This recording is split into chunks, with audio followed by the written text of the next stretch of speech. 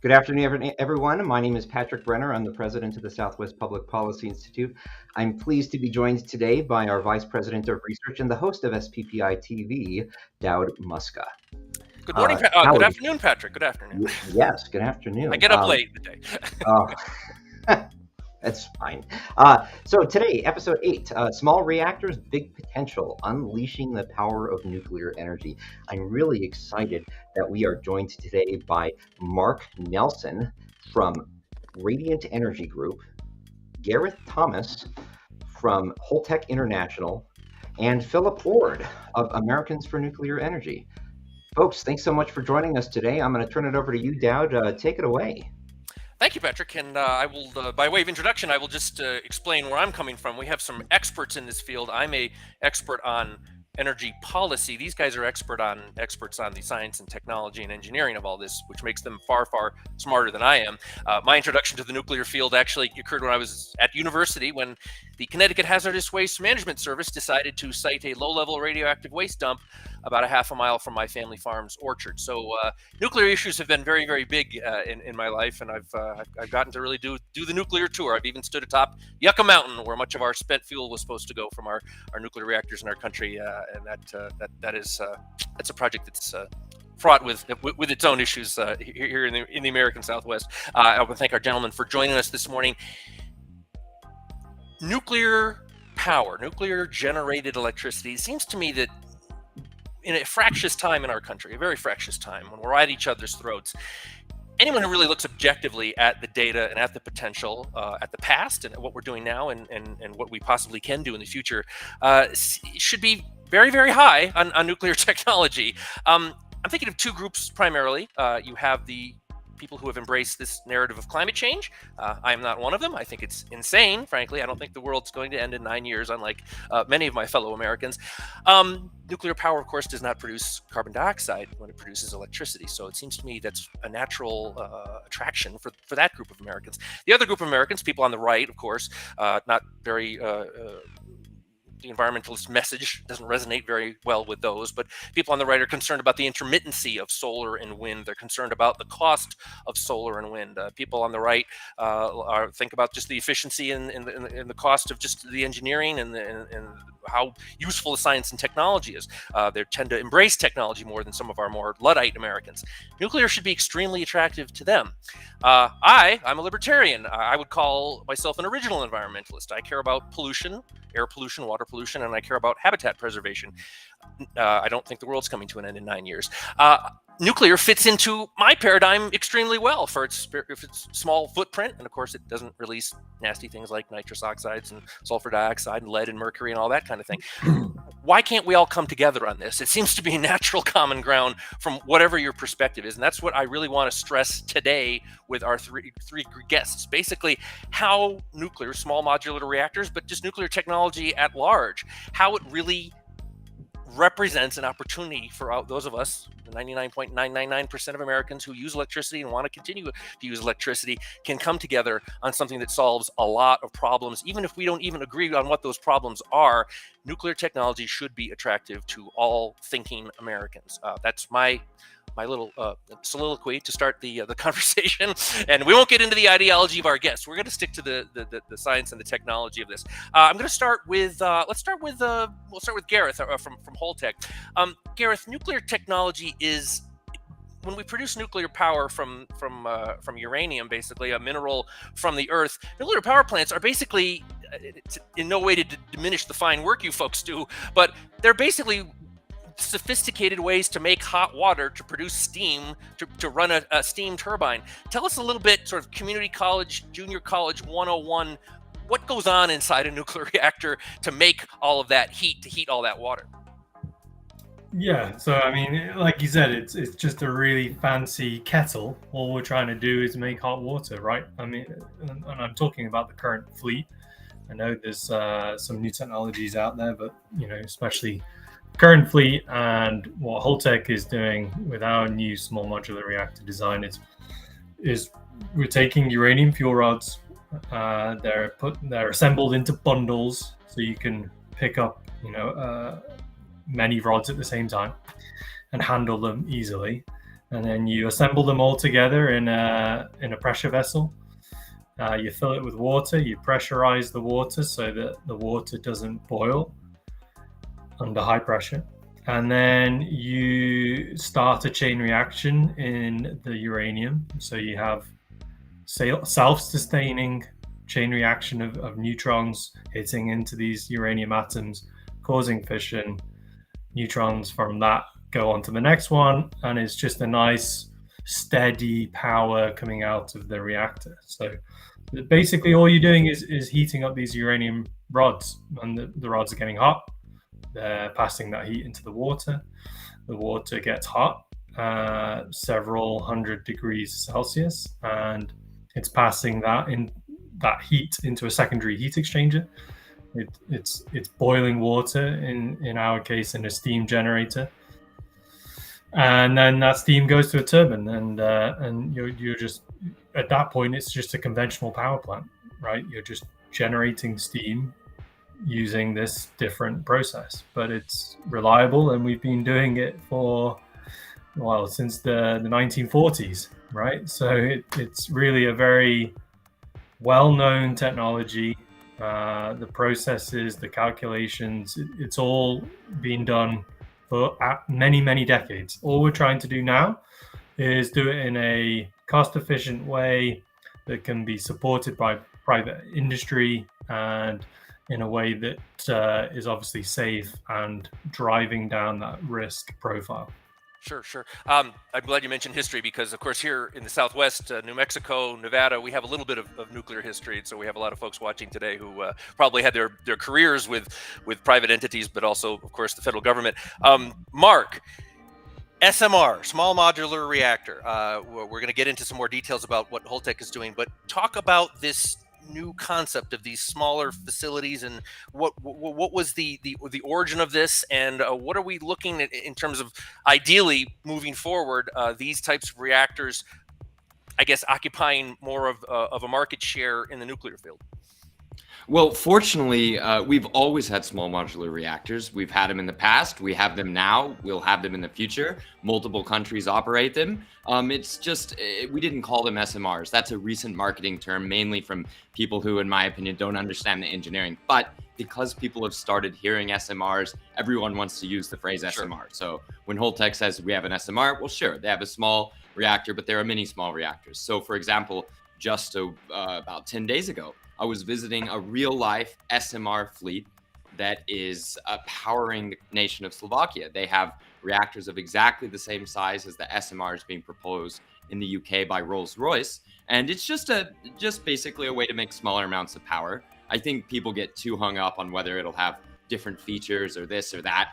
Basically, nuclear is pretty good, and from the outside, people aren't really going to be able to tell much of a difference. So I think that that's the most important thing to know. And as long as you talk to people who aren't trying to sell an individual SMR, you'll get that pretty straight answer. So in my opinion, nuclear is basically all good.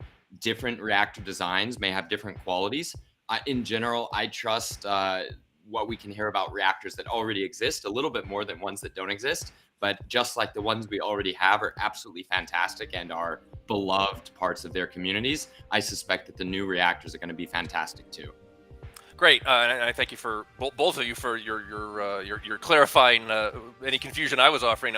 In America, we in the mid 1970s, nuclear, in terms of its generation of electricity, was still in the single digits.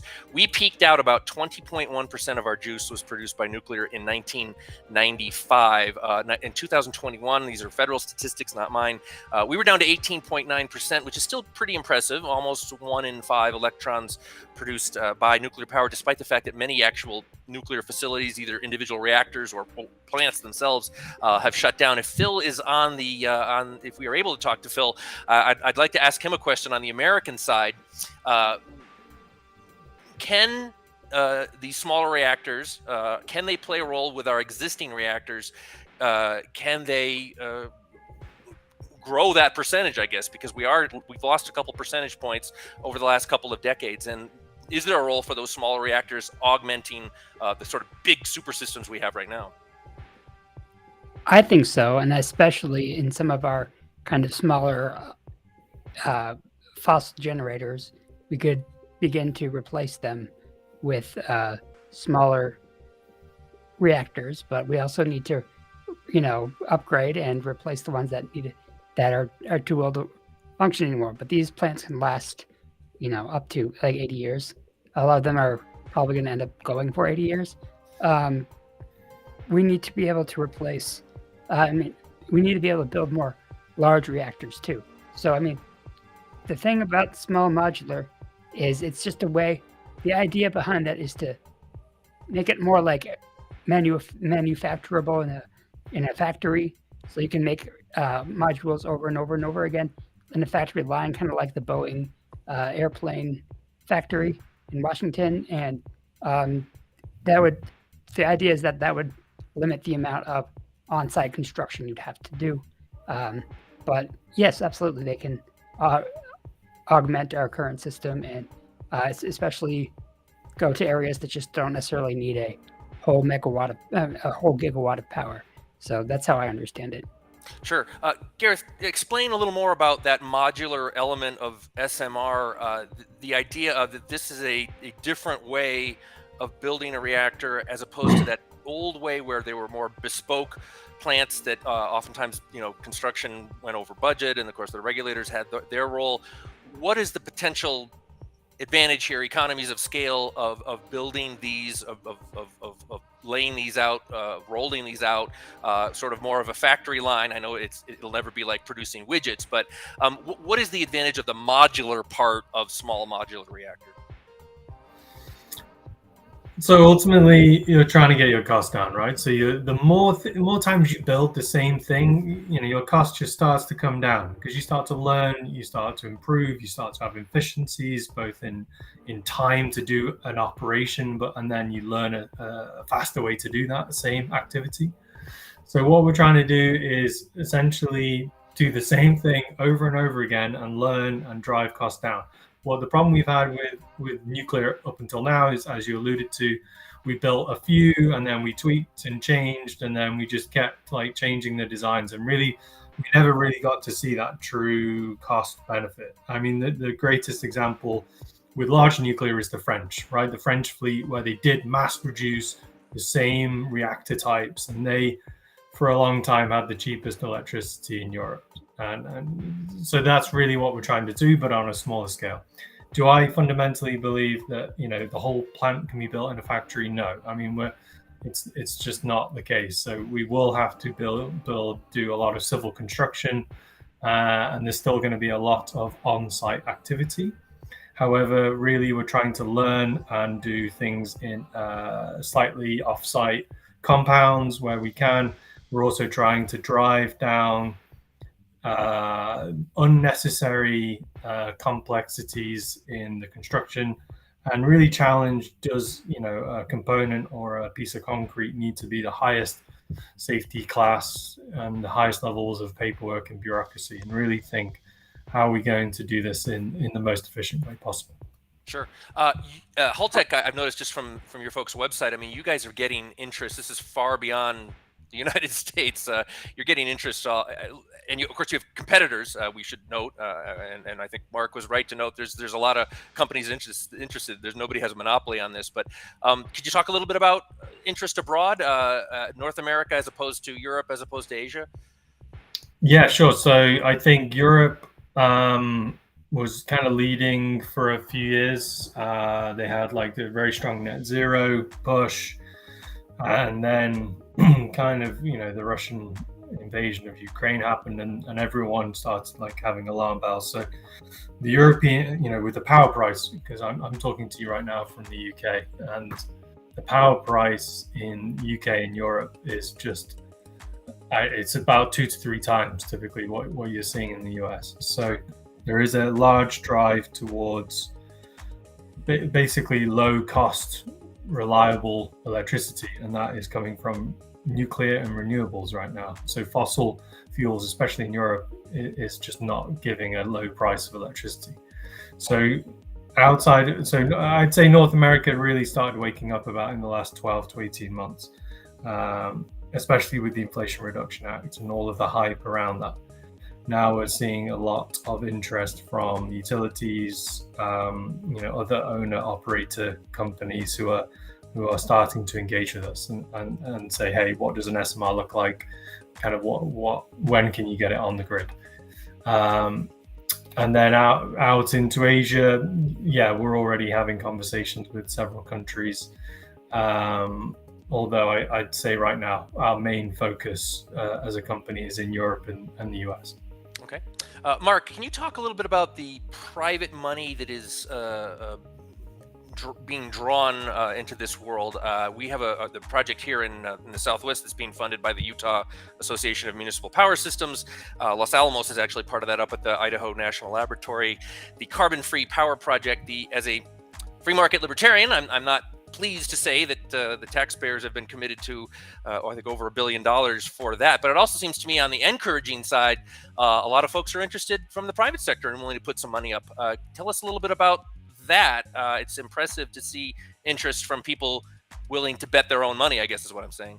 So Dowd, first of all, I want to comment on this by saying that you said, all right, thinking Americans. Let me say that nuclear is truly becoming a uniting issue where people from radically different parts of the political spectrums can find what they are dreaming of for the future in nuclear power, despite starting with very different, sometimes values. Oftentimes it's less that they're starting with different values. They have very different ideas of how human nature works or society or the way change happens, and yet they still come back to nuclear power. So if I could challenge you and say that, I hear you're a free market libertarian. Let me just tell you that electricity is extremely weird and physically does not work like any of the other commodities it's often compared to, because it isn't really a commodity. It's a basic service, almost as if it's an oxygen for modern life. It's a heartbeat for industry and for the home. You might think of a strong nuclear fleet on a strong electricity grid as something like the rich soil that either a capitalist approach to wealth, socially democratic approach, depending on which, say, Northern European countries attempting this, can build a wealthy, harmonious society on top of the energy provided by nuclear. So just wanted to put that idea out of an energy garden that many things can grow from. And without that garden, you're not going to have that growth, regardless of which way you think you can pursue it.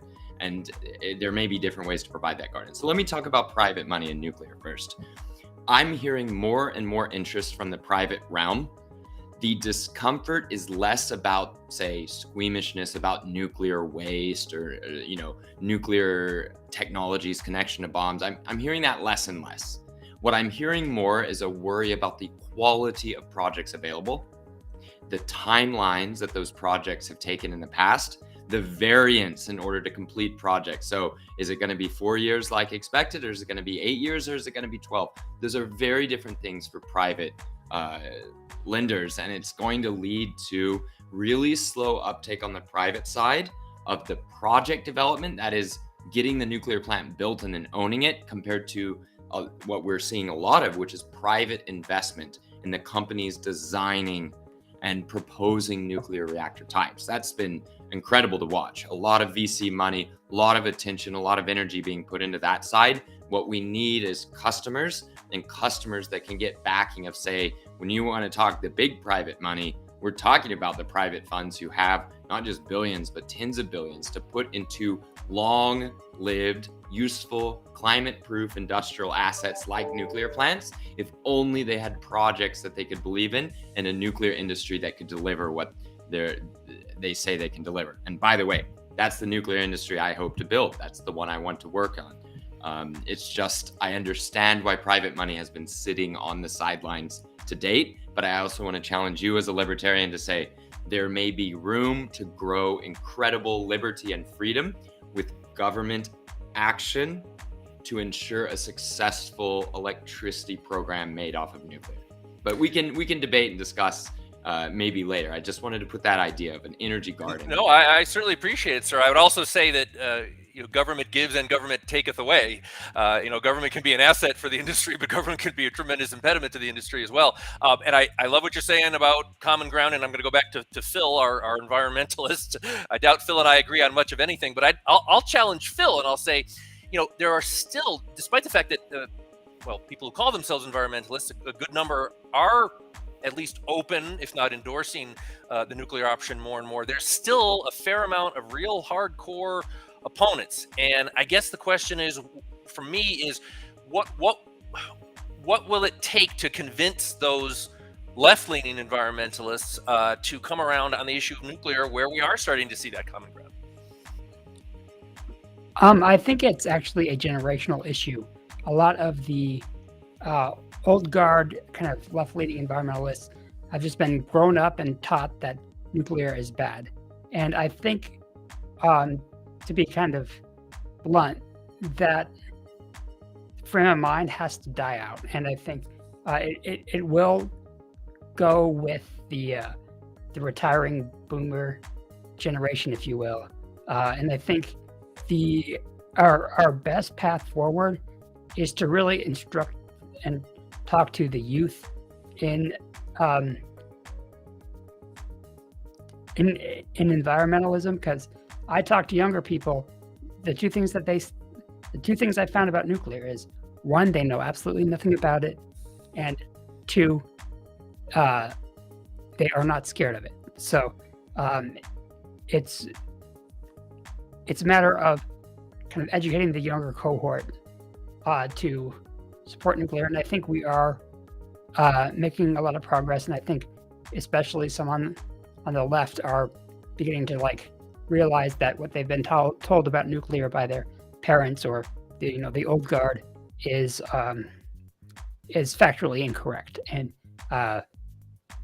it's going to be a slow process, but that's what I try to do. But I'm a little bit more radical in that I consider anyone who is against nuclear as putting our future climate stability in jeopardy. So, I'll refer to them as almost as climate deniers in a way, but for nuclear. So, I think you're dead right on the generational issues, and any criticism of the baby boomers will be received very warmly by one Dowd Muska. The sooner we can get those people out of power, the better. I won't say anything beyond that, but they've really made a mess of things, haven't they, folks? I know there's some good boomers out there. I'm going to go back to Gareth on this issue of public acceptance. Holtec Holtec International literally is the name of the company. Holtec International, you folks are all over the world, and you do a lot more than SMRs. So what are you seeing when you go out and you have to go not just before the regulatory boards, but you do public information forums and you get feedback. And certainly here in New Mexico, there's a separate nuclear project where I'm sure you folks get a lot of feedback, depending on what part of the state it is. Is Philip right about this issue of generational? Are we moving beyond that old China syndrome baby boomer era? Are we hopefully leaving that behind? And people are Zoomers, millennials, and my generation, the Xers. Are we a little more rational when it comes to this? Yeah, I think so. Look, like you said, we do a lot of public engagement. We're often in the front line of, especially when we're involved in projects, and there's interface either directly between us and the public or between our client and the public, and we attend and support the clients as they're responding to them. And we're seeing a shift over the last, I'd say, 10 years as people, the younger generation start to, I think, I don't want to speak out of turn, but I think, the generation, and even I feel old right now because I'm seeing my kids grow up, but I think they just critically evaluate, and they have so much information on their hands, right? The touch of buttons. And as soon as you tell a kid about nuclear power, they start Googling about it, and they start researching, and 5 minutes later they come back to you and they tell you 5 things that they've just learned. But I think that's the shift that I'm seeing, right? Is that the younger generations are really starting to just process a lot more information and really evaluate kind of things on a more like black and white kind of basis, and really try and leave some of the opinions and historical kind of feelings and emotions. That's ultimately been a lot of the problems of nuclear. There's emotions get involved, and then there's all the scaremongering of these prior issues that we've had at several plants. I think as time goes on, we'll see that start to shift. I hope so. It's tough. I've been to a lot of hearings over my lifetime, and just the 2 days of regulatory hearings a couple of years ago that about a different Holtec project, not the SMR here in New Mexico, that were conducted. I sat through the Atomic Safety and Licensing Board hearings in Albuquerque a couple of years ago. Oh, we heard some wild comments, folks, and actually they had bussed in activists. I'll reveal a little funny story. They had bussed in activists from, I think, all over the state, maybe even beyond the state, and one of the protesters in front of me turned to another one and said, what is this all about anyway? They were there to protest, but they literally didn't know what they were protesting, and I think doesn't speak well to the anti-nuclear lobby at all. I'm going to kick it over to Mark and ask him about back on the government side, the regulatory side. It's one thing for the public to be more accepting of this. It's very difficult to change the culture and the habits and the behavior of regulators. Here in the United States, but also all throughout the developed world, the developing world, what does the regulatory landscape look like for SMRs or expansion of any type of nuclear? Are governments still stuck in the old ways with the regulatory ratcheting? Are they getting more nimble? I'm personally think that the Nuclear Regulatory Commission, here in the United States, as a regulator, as regulatory agencies go, it's actually pretty good compared to its compatriots there, and a lot of the NRC is funded by the industry itself through fees. I think that's a pretty good model. But it seems to me, aside from public acceptance and raising the money, we've got to get good, sound regulations that don't strangle nuclear any more than it already has. What does that landscape look like to you? Yeah, so first before I get to that, I wanted to comment a little bit about one of the previous topics, the generational fear.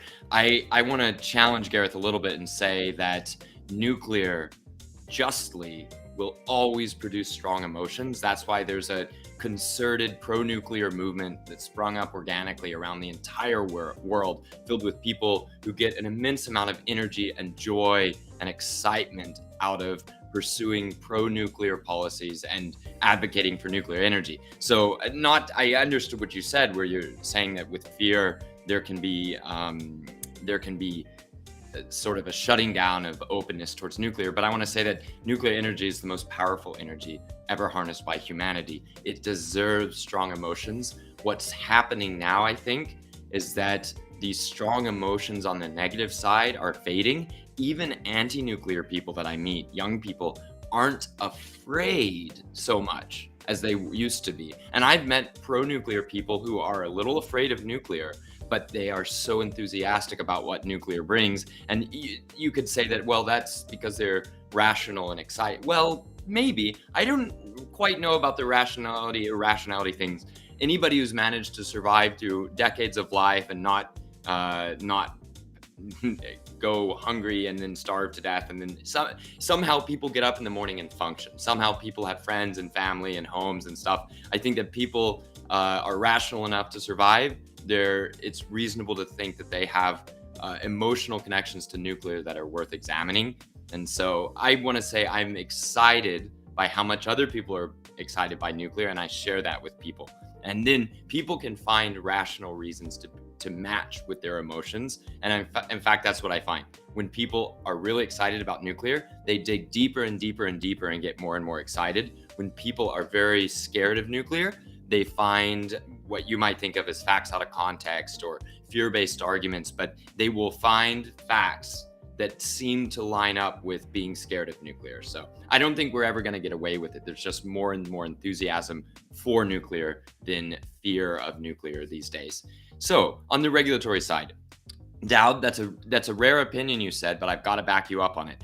In many ways, the United States Nuclear Regulatory Commission is pretty darn good as regulators go internationally. It's not perfect, and there are things to improve, especially as regards to the rapid acceptance of newer technology, especially if it can be proven that reactors are small enough that their testing and even damage during operation would not pose an undue risk to the public, I think there is room for a faster path for reactors that are small enough.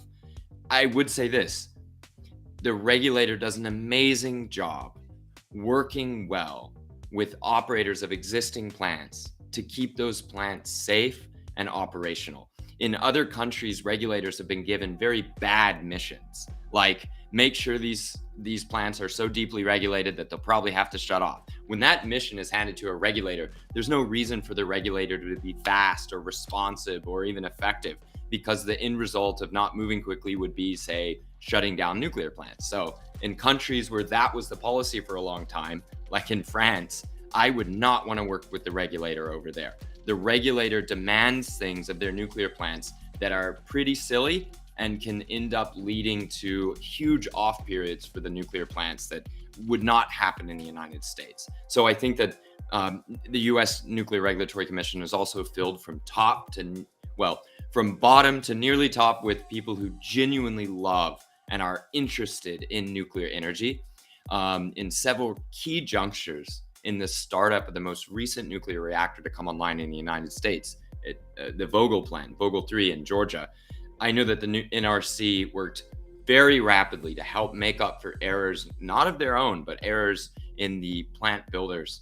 And I think that proves to me that the US NRC does like nuclear and wants to see it succeed within its mandate to assure protection of people and the environment.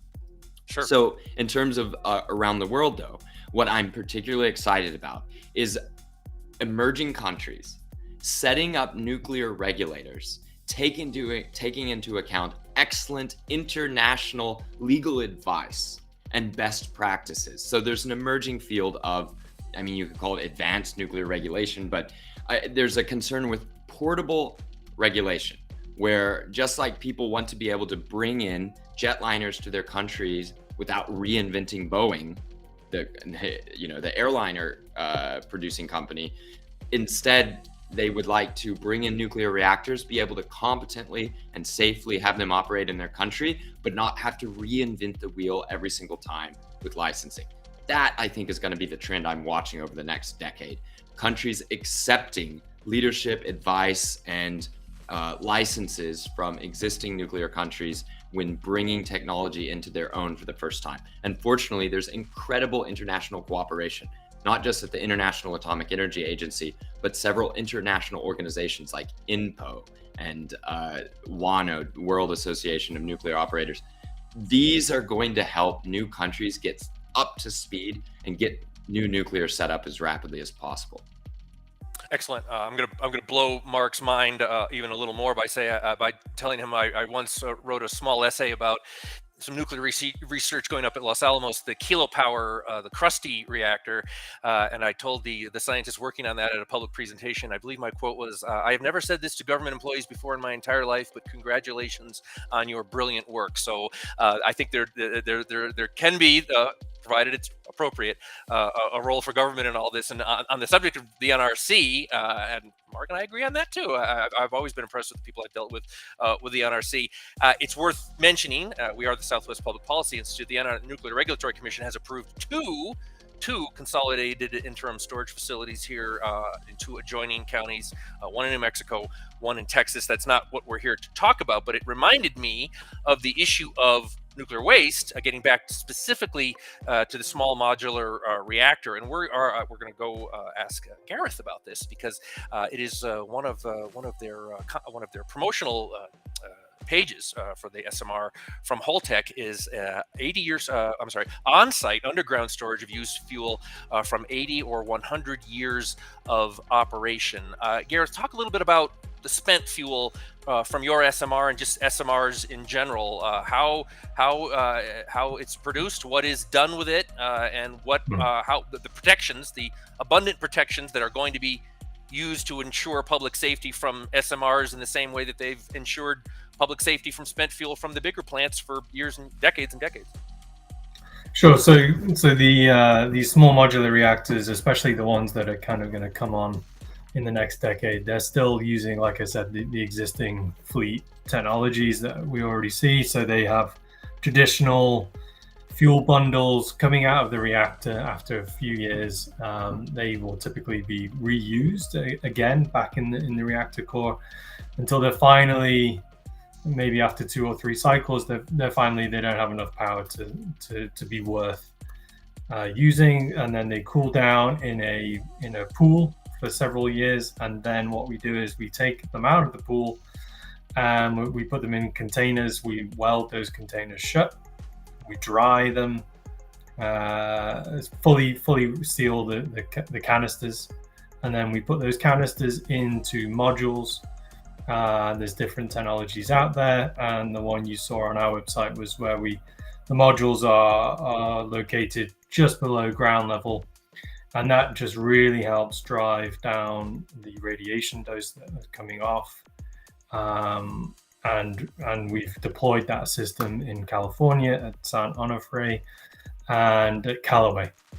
So that's, but the container, the dry cask storage systems, this is a technology that the United States has been using since around the year 2000, and they've been doing it in Europe for a few years before that.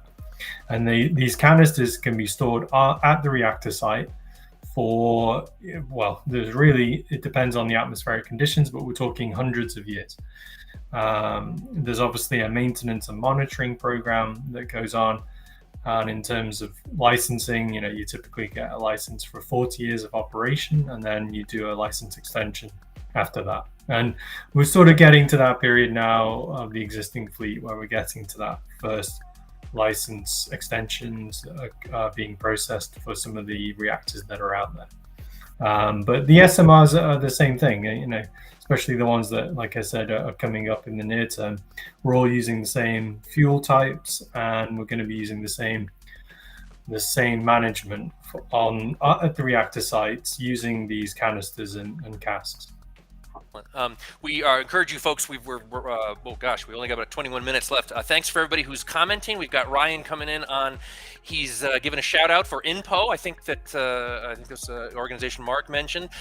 He likes those folks. He says he's feeling grateful to all the nuclear energy workers out there showing up every day to power our country. And I think I can certainly sign on with that. I agree with Mark. This is naturally becoming an idea for broad human participation. So folks, whatever platform you're using to watch us right now, we appreciate your questions and your comments. So weigh in on that. Now, related to the issue of waste, when we talk about our friends on the environmental left, when they attack nuclear, it seems to be an argument that could be used against them is the overall environmental footprint, the impact of the nuclear industry versus solar and wind, which require big chunks of land, and of course the fossil fuel industry, which our environmentalist left friends hate. They think it's destroying the planet and yada yada. Fracking.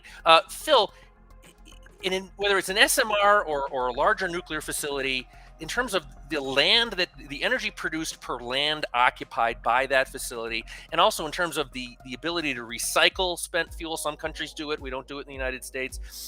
In terms of mining the uranium versus mining something like coal, no matter how you really look at it, people can use different metrics, but boy, the environmental footprint, the disturbance footprint of nuclear is far, far less than the other methods we use to produce electricity. Why don't environmentalists or professional environmentalists seem to grasp that? I think it is an ignorance of what energy density means.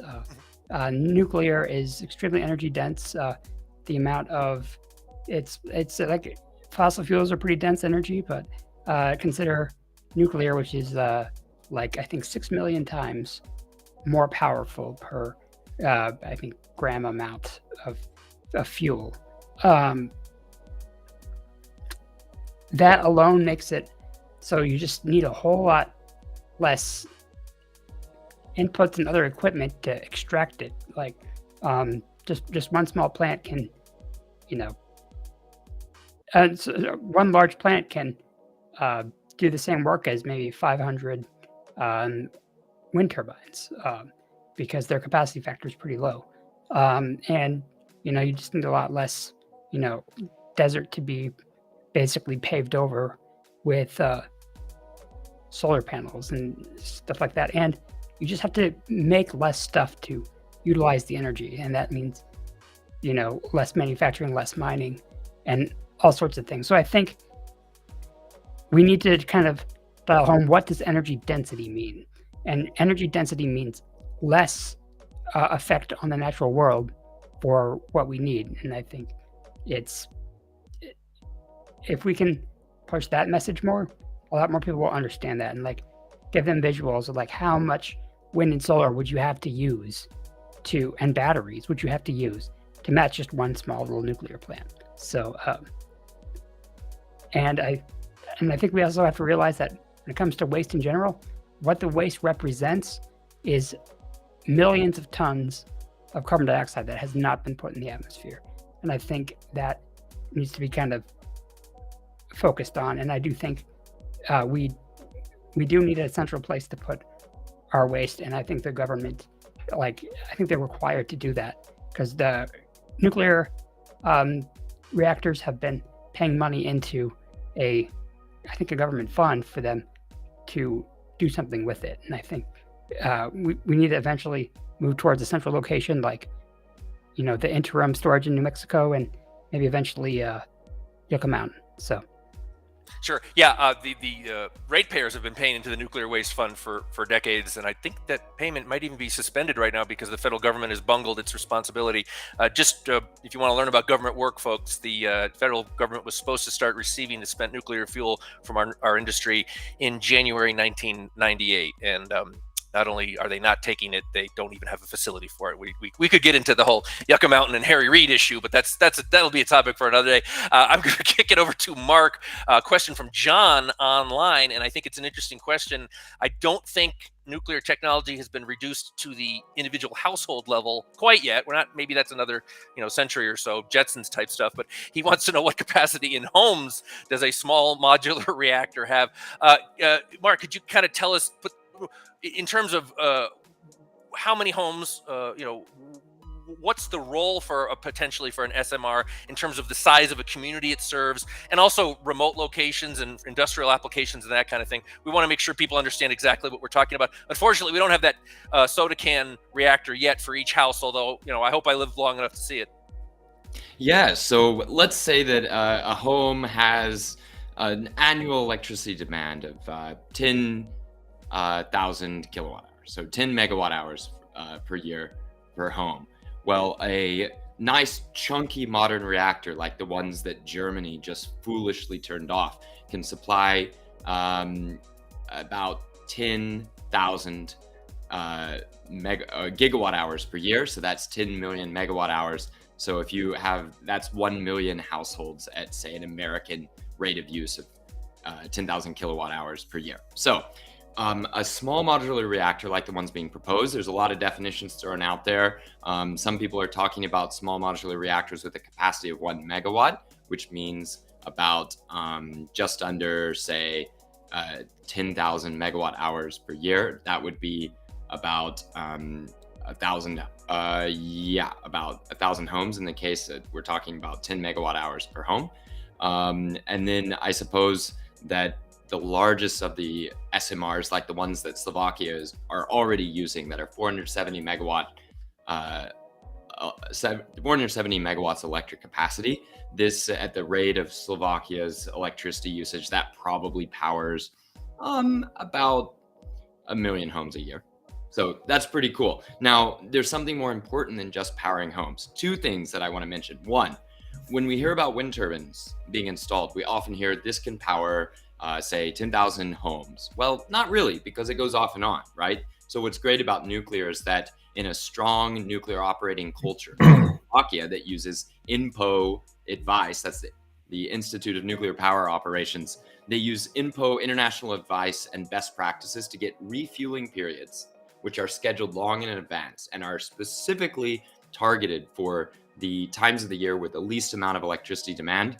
These outages can take, say, 18, 19, 20 days in countries getting used to this rapid, high-quality operational technique. In the US, outages can take 2 weeks or even less. It's like, it's an extraordinary thing, these outages. So what that means is with only a few reactors, with ultra short outages that only happen once every 1.5 years, and extremely rare or no emergency shutdowns for any kind of checks, then that means that you can truly power that number of houses. You can truly power 1 million households, not just sort of on average, because just like a heartbeat isn't any use to you if it's working on average, you need a heartbeat the whole year to stay alive.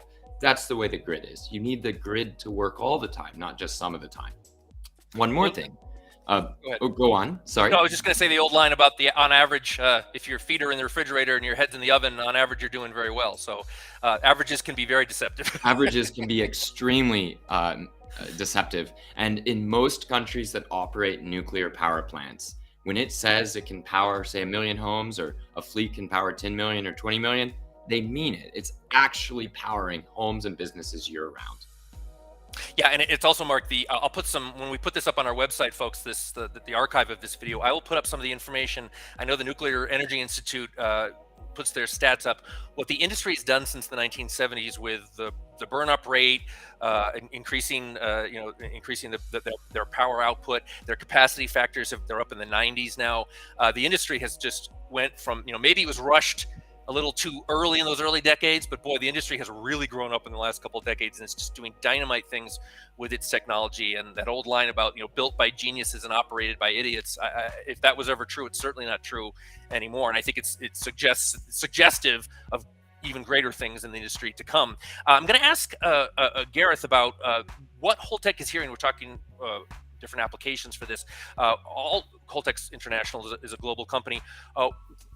The potential customers for Holtec's SMR, what kind of people are, what size of governments, what types of jurisdictions are coming to you, what types of industries are coming to you? And then I got a question about the future, because as we head out into space with Elon, I hate to break it to the solar people, but solar panels are going to matter less and less and less the farther you get from the sun.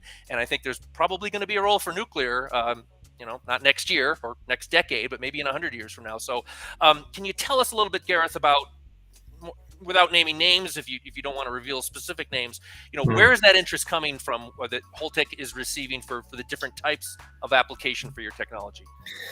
Yeah, sure. So, I mean, look, the interest is coming from both developed nations with large capacity grids, and they're just looking for on-grid electricity, like we've been talking about, reliable with high capacity factors year round, right? So the classic examples: US, Canada, Western Europe. They are approaching reactor technology developers like Holtec and saying, okay, when can you get this many megawatts or gigawatts on the grid, and how would that look? How would that program, especially the importance of like a fleet and a whole program of these reactors to drive that cost down. Then you get into like Eastern Europe, and it's more of like an industrial energy user driving the conversation out there.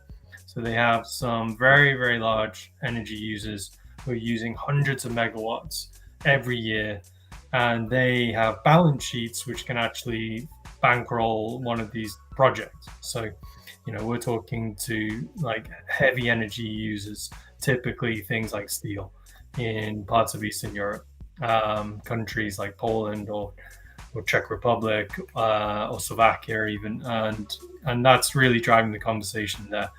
The other interesting thing I think I've seen recently, especially from the Western Europe and US and Canada, is data centers. I think we're going to start to see more conversations with them, and really some high-tech companies which have a lot of money and they need a lot of power.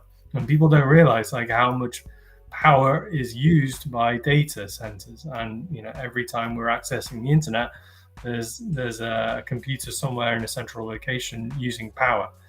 So yeah, I think that's also going to drive the conversation very shortly. Excellent. What about the way future, Gareth? Do you see as humanity expands? I know maybe Elon's timelines are not reality's timelines. He tends to be a little jump the gun a little bit about when we're going to be settling Mars, but certainly in the decades to come, as we journey out, is there a role for SMRs, or maybe super small SMRs, in establishing those colonies beyond Earth? Yeah, absolutely. I mean, it's like we've been saying, it's a highly dense source of power. It's just got, at the moment, we've just configured it to really be suitable for the planet we live on. And there's a lot of these new generations of technologies, the Generation 4 technologies that are coming along, and I would say are going to be deployed in around 10 to 20 years time. And I think a lot of those will morph into technologies that could be, put on other places and other planets. But I think the current technologies that we're talking about are typically, suited for just large electricity or heat generation, around us right now. Sure. Folks, we are, 8-9 minutes left. I'm going to ask my last official question of Mark, and then we're going to spend the last few minutes with our three panelists on what you, the viewer, can do to support what we hope will be a nuclear revolution. This technology has been advancing in fits and starts through the last 70 years, but boy, the potential is bottomless for this, before we even get into the issue of fusion, which is a topic for another day. Mark, final question for you before we say our goodbyes. There's a lot of concern about supply chain issues, the international security situation. It's a little dicey. Nuclear might be one of the most globally integrated industries out there. Are there problems in that world, whether it's getting access at an affordable price for raw materials like steel and concrete, or even the more advanced stuff like pumps and valves and chips? Are those kind of issues that were made worse by lockdown? Another issue for another day. But where do things stand? Is that serving to be a bottleneck for the advancement of the industry? Are those issues we need to address moving forward? I would say I'm concerned less about the issues around lockdown and COVID and supply chain disruptions from that, and more about the bifurcation of the nuclear world in terms of the Russia war in Ukraine. So what that's done is it's sort of, it hasn't fully broken all ties, and certainly Russians and Americans work alongside each other in major international organizations still, almost by necessity. But in terms of the supply chains for reactors, supply chains for fuel, that's starting to rip wide open into the Russia and Russia customers world, and then the Western customers world. There's mostly, I don't have too many concerns about plants being fueled. I have even fewer concerns about plants being constructed. A number of Russian projects that were fairly far advanced in the project planning stage got stopped, scrapped when the invasion started last year. And there's a number of countries very rapidly trying to diversify their Russian fuel supplies over to, say, Western European manufacturers like subsidiaries of Westinghouse that are based in Europe that can supply Soviet-designed fuel elements for Soviet-designed plants in Central and Eastern Europe. So that certainly is happening. There's a lot of discussion both on the anti-nuclear side of the argument and pro-nuclear side whether it is correct or it's strategic to completely stop all flow of Russian enriched uranium supplies to the West. People make good arguments on both sides for both yes and no. And of course, Russia, if they wanted to, could cut off supplies at any time, but it would out them as an unreliable supplier if they did that unilaterally. So everybody has a lot of skin in the game, and at the moment are just trying to quietly diversify. You asked mainly about the construction part. So like maybe concrete, not so worried about concrete. Steel, not too worried about steel. In terms of reactor forging, so giant chunks of metal slammed into shape to build the largest parts in nuclear plants, because some of the parts you need to make for small modular reactors are bigger than some of the parts you need for the large modular reactors. You can't really tell just from the marketing term whether you need big parts or small parts. It really depends on the design of the plant. Well, I think there's pretty good forging capacities between those worlds, even though I would like to see more forges in the US for sure as a proud American.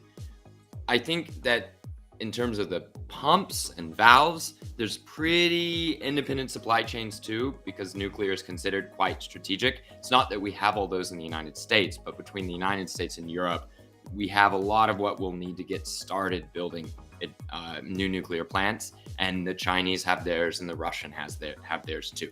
Now, I don't know the full details about whether Russian projects are at all being disrupted by any limitations on technology imports from the West. At the moment, I've only heard that there's continued progress in many of the world's exported nuclear plants, which are Russian in design and are Russian projects. So Russia is by far the world's most prolific builder of nuclear plants for third countries, and I have not heard of those projects being delayed to date. Okay. Folks, we are desperately low on time. I'm going to go to Phil, Gareth, and then Mark for final thoughts. What I'd like to hear from each of our guests, we've had 3 really solid ones today, is, this issue in some ways is so prosaic. You just flick on the lights and the electricity comes on. But on the other end, it's also, we're talking about physics, we're talking about neutrons, we're talking about cesium and strontium, we're talking about regulations and international supply chains. People can feel very distant from this, that they don't, what can I do? If you are pro-nuclear, or even if you just want more information, you want to participate in this debate, how can you pitch in? You're not a scientist, you're not an engineer, you're not a regulator. What role does the average person play? The average pro-nuclear person or the average interested in nukes person? What can they do? And I'm sure much of it will be linked to your own individual work. We'll go to Phil first, and then we'll go to Gareth, and then Mark to wrap things up. What should the average person do to get involved in this? Don't get overwhelmed, and I'd say just when you're having conversations about energy and climate people, always bring up the word nuclear and ask them what they think about it, and if you have facts on it that you've can recite, that's great. And I think it's one of the biggest things you can do right now is just move the social conversation, because nuclear is often just excluded from the news and stuff like that, nuclear power. And I think that's especially in climate conversations, because climate change is getting serious, I believe. And I think, people are like, oh, we haven't really decreased emissions that much. And the reason is we've left something off the table. And I think we should really push the idea that if you're concerned about climate change, you got to be consistent in all science and support nuclear power. But what the average Joe can do about it, just talk to people, talk to your loved ones, talk to friends. Whenever you have energy conversations come up, just bring up the word nuclear, because it's not mentioned as much as it should. But when it comes to finding some resources, I'm not going to toot my own horn because I don't have that many resources on my website, but there is a website called What is Nuclear by my friend Nick Turan, and he's a engineer, and that has a great starting point information for anything nuclear on it. So that's head over there. Excellent. Gareth, other than visiting the Holtec International website, which has so much great resources about what your company does beyond SMR, guy on the street, gal on the street, they want to participate in this. What should they do? I think it's like Phil was saying, just don't be afraid to talk about nuclear, especially if you're having a conversation around, net zero and climate change. I think it's, trying to get the message out there, social media, these kinds of forums, going into schools, also trying to raise the awareness and raise the word nuclear at things like, the COP. So like COP28, we need to get nuclear at the forefront of that. That's really been a shift over the last few years. Yeah, and I remember reading a couple of years ago, there was a communique at the end of one of those COPs, and they didn't even mention nuclear. I know there were a lot of nuclear people who were not happy about that, for big Mack truck-sized hole. Mark, your final thoughts. What can a regular American, Brit, Slovakian, Brazilian do to help this movement? Find other people who also like nuclear. Find a way to get a hold of them, either in chat rooms or group messages, and then figure out what the next best step is for your community, your country, or your continent. I know that I'm involved in a lot of different WhatsApp-based communities where people get together and they work on this. So if somebody wants to ask me if there's one in their region, already, or if they should start one, just get a hold of me. Best way to do it is through direct messages on Twitter @EnergyBands. Very, very good. Great discussion, gentlemen. I can't thank you enough. And of course, thank you to the viewers for tuning in. We will be back next Friday for more SPPI-TV. And as you wait for that next episode, go to southwestpolicy.com. Our mission, as I like to say, is to preserve what's good about the American Southwest, the 8 great states of the American Southwest, and fix what the problems are, and continue to hold up our part of the country as a beacon for good policy making, and that produces a good quality of life for a lot of folks who love living here in the American Southwest. Southwestpolicy.com. And of course, we'll have the archive of this video up later today as well. Thanks, folks. And we will talk to you again next Friday. Thank you so much.